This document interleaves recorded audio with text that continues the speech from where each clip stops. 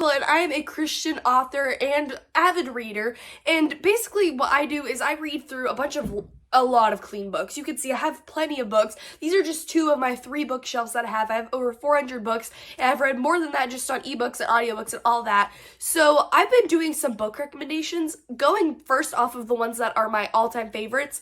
Today we're going to be talking about the Choosing series by Rachelle Dekker. Now, I will say, just to start this off on a high note, I will read literally anything that she and her father write.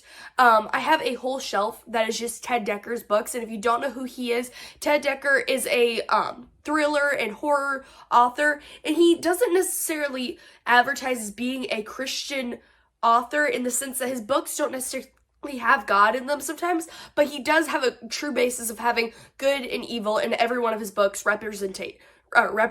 So it just kind of all fits together in that realm. And then as far as Rachelle Dekker goes, I've read this series, and I think I have another book by her, but she is just such an amazing author. She gets it from her father. And so yeah, going straight into the Choosing series, there's 3 books in the series. There's the Choosing, the Calling, and the Returning.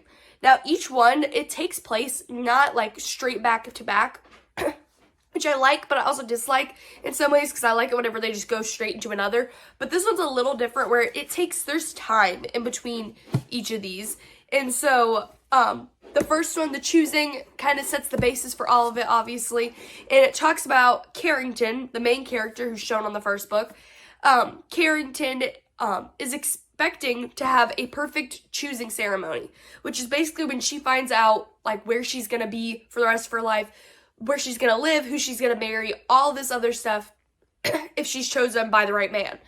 Now, Carrington doesn't get the expectation that she was hoping for, where she doesn't actually get chosen. She ends up as a lint, which is the lowest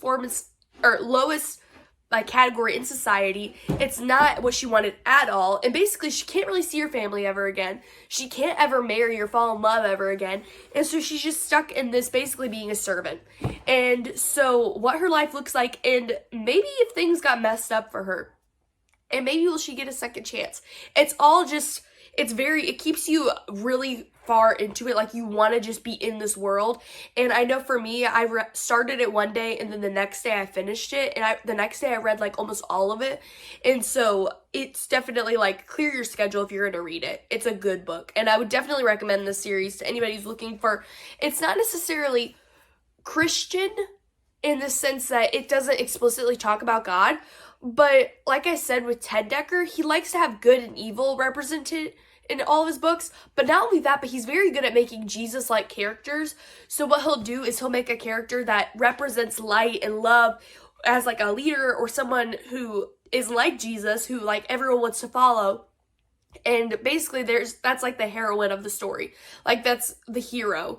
And for this one, it has a character that's similar to that, and Ted Dekker definitely likes to do that in his books.